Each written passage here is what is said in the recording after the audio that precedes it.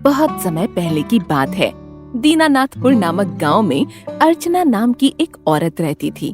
वो बहुत ही पैसे वाली और घमंडी थी। उसका एक बेटा था जिसका नाम था रोहित। रोहित बहुत ही अच्छा और सच्चे दिल का इंसान था। एक बार रोहित घर के पास से गुजर रहा था, तभी उसको एक मीठी आवाज सुनाई देती है जो बगल के एक मंदिर से आ रही होती है। जब रोहित मंदिर के पास पहुंचता है तो वो देखता है कि एक लड़की मंदिर में आरती कर रही होती है। आरती खत्म होने के बाद रोहित उस लड़की के पास जाता है।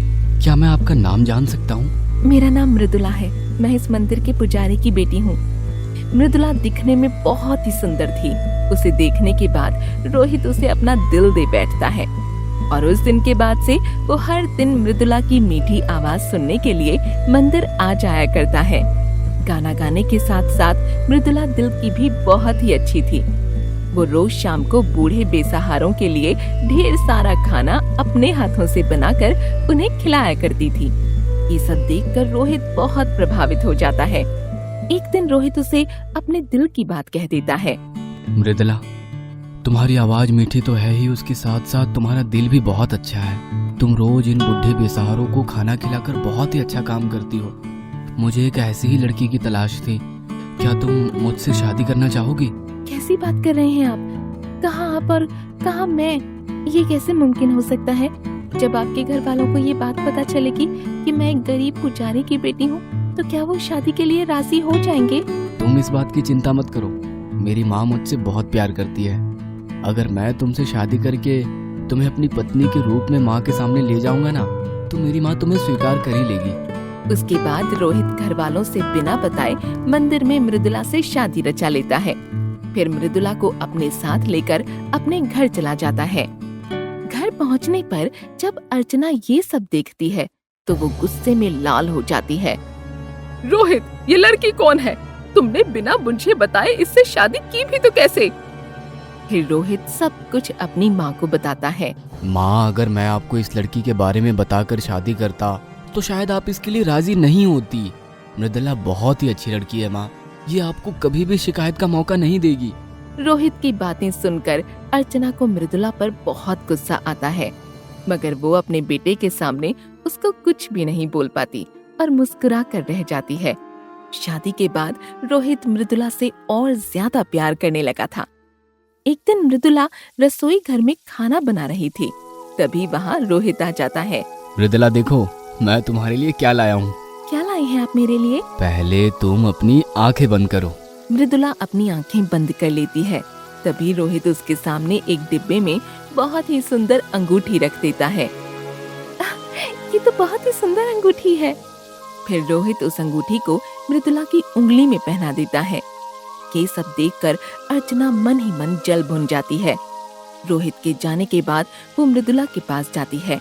अच्छा, तो तुमने इसलिए मेरे बेटे से शादी की है जिससे कि तुम्हें महंगे महंगे कपड़े, गहने और तोहफे मिल सकें।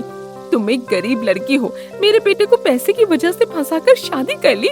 नहीं तो तुम्हारे नसीब में ये सब कहाँ होता। नहीं माँ जी, आप गलत सोच रही हैं। ऐसा कुछ भी नहीं है। चुप करो तुम, मुझे सब पता है। कैसे तुम जैसी गरीब लड़कियां पैसे के लिए भोले भाले लड़कों को अपने जाल में फंसा लेती हैं।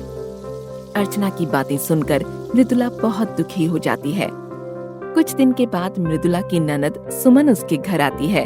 जब सुमन को पता चलता है कि मृदुला एक गरीब पुजारी की बेटी है तो वो गुस्से में लाल हो जाती है।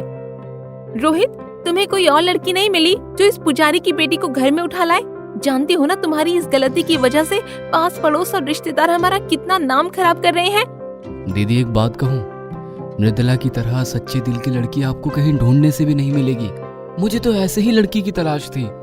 रोहित की बातें सुनकर सुमन को और भी ज्यादा गुस्सा आता है और मृदुला को रोहित की नजर में नीचा दिखाने की वो कोशिश करने लगती है।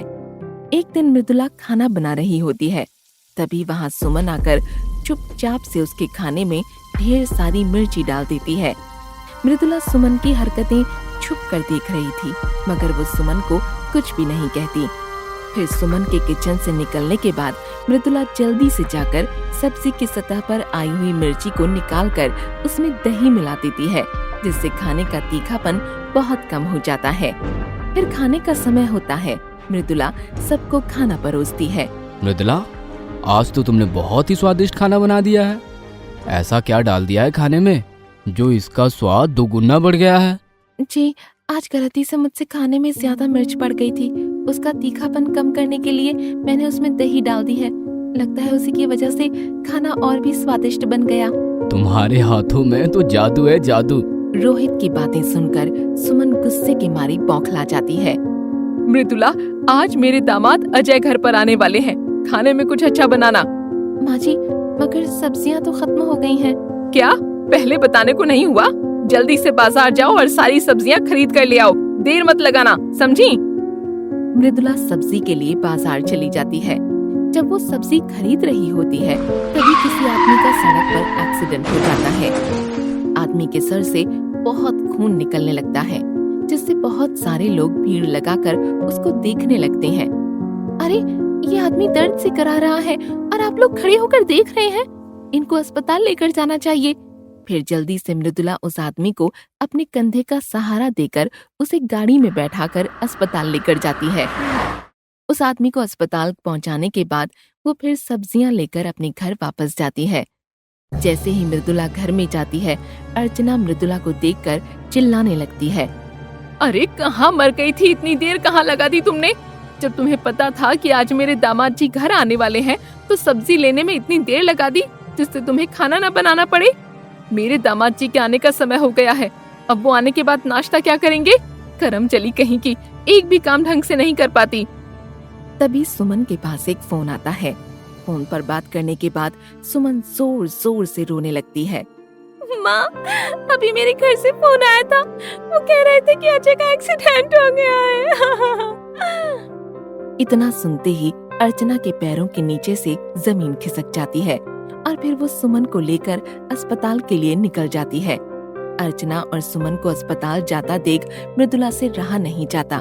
जैसे ही सुमन अस्पताल में पहुंचती है, वो डॉक्टर से अजय के बारे में पूछने लगती है। तभी उस डॉक्टर की नजर मृदुला पर पड़ती है। मृदुला जी, आप अभी तक यहीं पर हैं? आप घर नहीं गई अभी तक? डॉक्टर की बातें सुनकर सुमन और अर्चना डॉक्टर की तरफ देखने लग जाती हैं। आज मृदुला जी ने आपके पति को समय पर अस्पताल पहुंचाकर उनकी जान बचाई है, वरना अगर थोड़ी सी भी देर हो जाती तो उनको कोई भी नहीं बचा पाता, क्योंकि उनके सर से बहुत सारा खून पहले से ही निकल चुका था। डॉक्टर की बातें सुनकर सुमन और अर्चना शर्म की मारी सर झुका लेती हैं और उनको अपनी गलती का एहसास हो जाता है। फिर सुमन और अर्चना दोनों हाथ जोड़कर मृदुला से माफी मांगने लग जाती हैं। मृदुला, मुझे माफ कर दो बेटा, मुझसे बहुत बड़ी गलती हो गई। मैंने तुम्हें अनजाने में कितना भला बुरा सुना दिया। अगर आज तुम मेरे दामाद जी को सही वक्त पर अस्पताल नहीं पहुंचाती तो अनर्थ हो जाता। हाँ भाभी, हमने आपको पहचानने में बहुत बड़ी गलती कर दी। आपकी नेकी के कारण आज मेरे अजय की जिंदगी बच गई। अरे, आप लोग मुझसे माफी मत मांगिए। आप लोग तो मुझसे बहुत बड़ी हैं। दुख के समय लोगों की मदद करना तो हमारा कर्तव्य होता है। फिर अर्चना और सुमन मृदुला के गले लग जाती हैं। अजय को होश आ जाता है। अजय भी मृदुला को अस्पताल पहुंचाने के लिए आभार जताता है। उस दिन के बाद से मृदुला अपने ससुराल वालों के साथ खुशी खुशी रहने लग जाती है। सीख, हमें भी दूसरों का हित करना चाहिए, सहायता करनी चाहिए। नेकी का फल सदैव अच्छा होता है।